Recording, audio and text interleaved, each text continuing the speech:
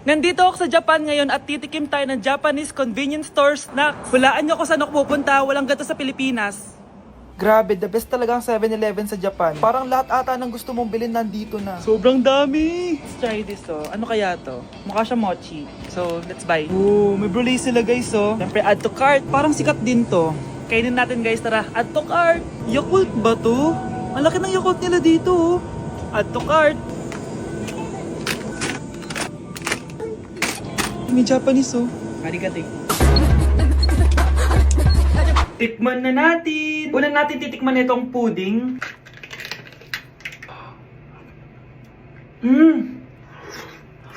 Lasa siyang lotion. Lasang lotion na! I'll give it 6 out of 10. Next, chips na lasang spinach pizza. Parang maanghang siya. Kalasa nga guys. Sarap. 7 out of 10 to. Kamay. Sa mga drinks naman, so first, ito. Alam niyo yung sa Kmart, yung banana na nalagay ko dyan. Ganun yung lasa niya, pero hindi masyadong matamis. So, 7 out of 10. Favorite. Next, ito guys, super cute na ito, kaya kinuha ko. So, parang siyang mochi. Pero di ko alam kung ito, wala kasi siyang English subtitle. Ang cute niya! Tapos amoy sabon. Alam mo yung Kojic, ganun. Ganun yung amoy niya. So, ito yung itsura niya. Candy ata to Para kang ngumunguya ng sabon. 3 out of 10 ka lang, be. Okay, next, itong Pringles na lasang chicken barbecue. Ba't may ganun? Amoy na natin. Amoy biryani. Actually, masarap siya. Alam mo yung biryani na chicken, ganun yung lasa niya pero Pringles. 7.5 out of 10 to. Next, itong Jollibee na parang sweet potato. Ano natin? Mukha talaga siyang fries. Ayan. Parang nanak malasahan sa lahat ng mga kinain ko. Masarap siya, pero wala siyang lasa. So, Yan. 5 out of 10. Hindi ko siya bibilin ulit. Next is yung dessert natin, tong brulee. Brulee? Ayan yung tsura niya guys. And alam ko, binabasag to. Yun Ayan. Ayun Ang tamis masyado. Tamis. Favorite niya to Okay, last natin is yung Yakult. Lasang Yakult. Mas marami lang. So yun lang naman, kung gusto nyo ng part 2, mag-rate pa ako ng ibang Japanese food dito. So comment lang kayo sa baba. Anak, sana maharap lang natin yung nawawala mong kakambal. May kakambal ako, Nay. Oo, anak. Pasensya ka na kung di ko agad nasabi sa'yo. Okay lang yun, Nay. Salamat, anak. Nay, pupunta pala dito yung jowa ko. Talaga? Sige, maghahanda ako. Few moments later. Nay, nandito na po yung jowa ko. Hello po, tita. May dala po ako para sa inyo. Wow naman, salamat. Wow naman, ang bait mo sa nanay ko. Parang nanay ko na din kasi yan. Oo nga May sasabihin pala ako. Nanay ko talaga yan. Hindi ka ba nagtataka bakit magkamukha tayo? Sana maharap natin yung nawawala mong kakambal.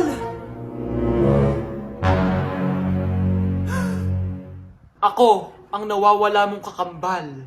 Anak, ikaw ba yan? Oo, Nay! Ako ang nawawala mong anak! Pero, jowa kita! Jowa mo pa din ako, pre. Anak, malapit na umuwi yung tatay mo! Talaga, Nay? Nakaka-excite naman! Tsaka pala, anak, mag-face-to-face class na kayo bukas. Maganda ka na, Face-to-face? Paano ko sasabihin kay nanay na buntis ako? A few moments later. Kain ka lang, anak, ha? Sige po, Nay.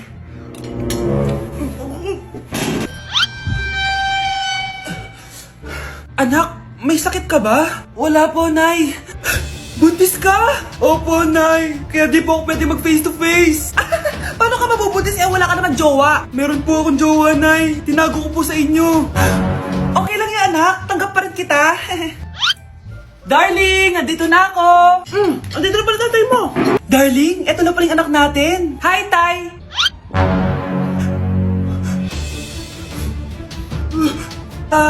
May problema ba? Darling, magpapaliwanag ako. Nay, siya po yung sinasabi ko na boyfriend ko. Anak, magpagaling ka lang ha. Nay, ayoko na dito sa ospital. Ang daming may sakit. Kailangan mo nang gumaling, Scarlett. Para makapag-date na tayo ulit. Oo, babe. Magpapagaling ako. Hello. Kamusta na po siya? Doc. Okay naman po siya. Pwede na po ba kami lumabas ng hospital? May bad news ako sa inyo. Nay, bad news daw. Hindi naging maganda yung mga resulta ni Scarlett. 3 araw na lang siyang mabubuhay. Hindi pwede. Ayoko. Ha? Mamamatay na ako. Huwag mo sabihin yan, Scarlett. Magpapakasal pa tayo, di ba? Magkakaanak pa tayo, di ba? Hindi ka mamamatay, anak. Gagawan ko ng paraan. Hindi pwede mamatay anak ko. Hindi pwede mamatay anak ko. Tita, una na po muna ako. Gabi na rin po eh. Sige po. Wala na akong choice. Kailangan kong gawin to. Para sa'yo, anak. Anak, kainin mo muna to para gumaling ka na. Sige po, Nay. Sarap. Kain ka lang, anak, ha? Hello. Kamusta siya?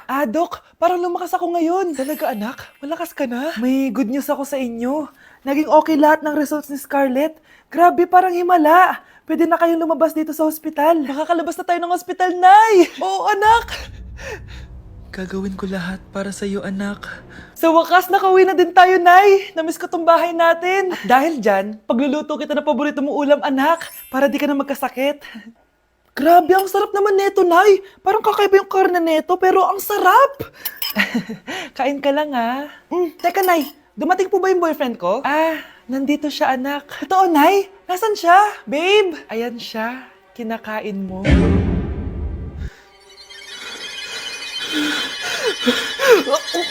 Nay, bakit po? Mga sinungaling kayo? Paano niya nagawa sa akin to, ha? Nay, anong sinasabi mo? Hindi namin maintindihan. Ikaw, Scarlett. Sabi mo doktor ka, di ba?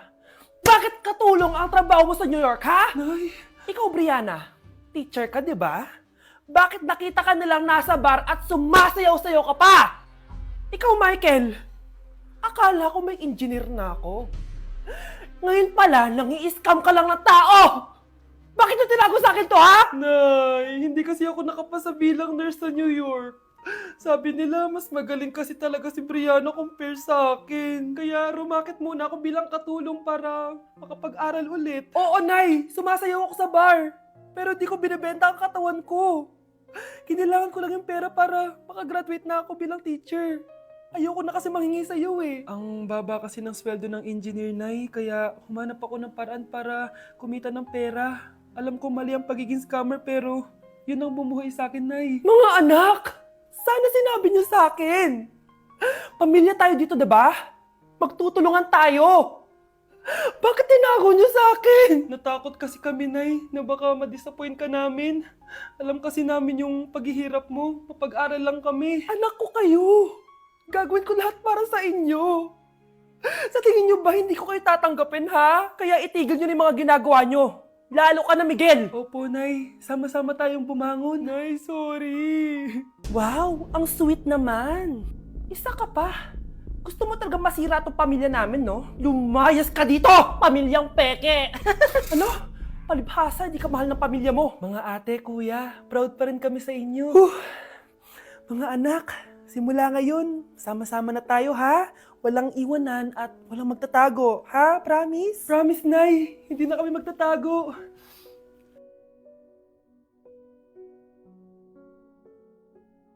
Unang tanong, magbigay ng bagay na nagsisimula sa letrang K.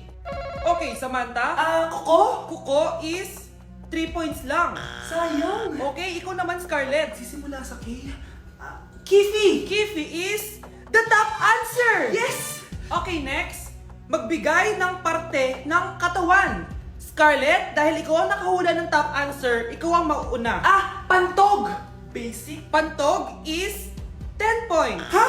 Bakit 10 lang? Samantha, pwede ka bang bumawi? Parte ng katawan? Esophagus! Esophagus is the top answer! Yun! Eto na! Sino kaya sa inyong dalawa ang mananalo ng 1 million pesos cash? Akin na tong 1 milyon. Humanda ka sa akin, Scarlett. Anak, ayusin mo! 1 milyon yan! Mauna tayo kay Samantha. Ano ang bagay na mahaba at matigas? Mahaba at matigas. Tornilyo? Tornilyo is 50 points! Pero, hindi ito ang top answer natin, ha? Okay, Scarlett, may chance ka pa na hulaan ang top answer. Bago ko sagutin yan, Nay, kung nanonood ka man, eto na yun, Nay! Mananalo na tayo ng 1 milyon! Go, anak! Ang bagay na mahaba at matigas ay... Opo mo sumagot, anak! Sayang yung 1,000,000! Mare, pwede ba akong umutang sa'yo? Utang? Ah, sige, magkano ba, Mare? 100,000 lang sana, Mare. 100K? Ang laki naman yan. Babalik ko din agad, Mare. Wala na kasi kami makain eh. Ah, sige. Oh, eto, Mare. Salamat, Mare! A few moments later. Nay, mukhang yumayaman si na Aling Susan. Paano naman nasabi, anak? Nakita ko siya kanina, Nay. May bagong cellphone, yung iPhone 13 Pro Max. Ha? Walang iya talaga yan? Teka lang. Ganda talaga ng phone ko. Hoy, sinungaling ka? Kala ko wala lang ibakain. Ah, Mare. iPhone ka pa? Ah, Mare. Binigay lang sa akin to eh. Wala akong pake. Bayaran mo na utang mo sa akin. Ah, wala na akong pera, Mare. Babayaran mo o tatawag ako ng polis? Ah, wag, Mare. Ah, sige, babayaran ko na. Wait lang. Oh, eto ka. Oh, Mare, na ginagawa mo? Sinasakal kita para manahimik ka na. Ha? Ano? Ibababay mo ba yung utang ko sa'yo? Hindi na. Yan, mabilis ka naman pala kausap eh. Sige na, lumayas ka na dito. Tao po. Ikaw ba yung magbabantay sa anak ko? Opo, ako po yung magbabantay. Sige, magsimula ka na. Ito pala anak ko. Ang cute naman po niya. Aalis pala ako. Ikaw muna bahala sa anak ko, ha? Sige po, bye-bye. God bless. Few moments later. Ang boring naman. Magsalita ka nga. Sige, ako na lang. Kukwento ko sa'yo kung paano ka ginawa ng mga magulang mo. Ganto kasi yan. Yung tatay mo may pinas... May tumatawag. Hello? Napakain mo na ba yung anak ko? Napakain?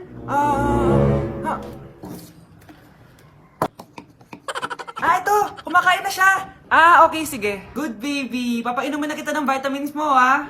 Oh, baby, lunukin mo to, ha? Baby? Baby, ba't di ka na umihinga, baby? Baby, ilabas mo! Ilabas mo! Dito na ako! Ilabas mo! Ilabas mo! Anong ginagawa mo sa anak ko? Tatawag ako ng pulis! Ipapahuli kita! Nasaan na ba yung mga anak ko? Mga anak! Gising na kayo! Kuya, gising! Gising ka na, kuya! Ayaw mo gumising, ha? Gising! Kyle! Anong ginawa mo?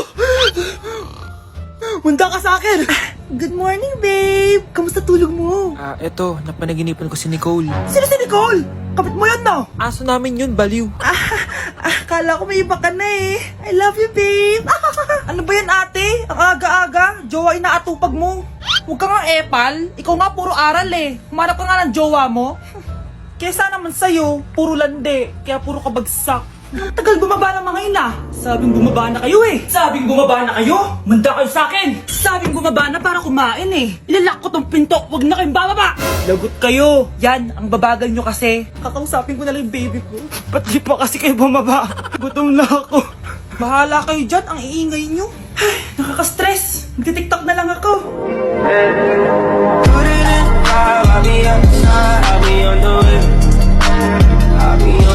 Anak, maganda ka na. Dadating yung mayaman kong boss. Sige po, Nay. Alimos po. Umalis ka nga dito. Baka makita ka pa ng boss ko. Sige na po. Pangkain ko lang po. Gutom na ako eh. Lumayas ka na. Ang dumi mo. Huwag ka nang babalik dito, ha. Ito. Bili ka ng pagkain. Masasama talaga ugali ng mga yan. Thank you po. Pagpalain po sana kayo. Sige na. A few moments later.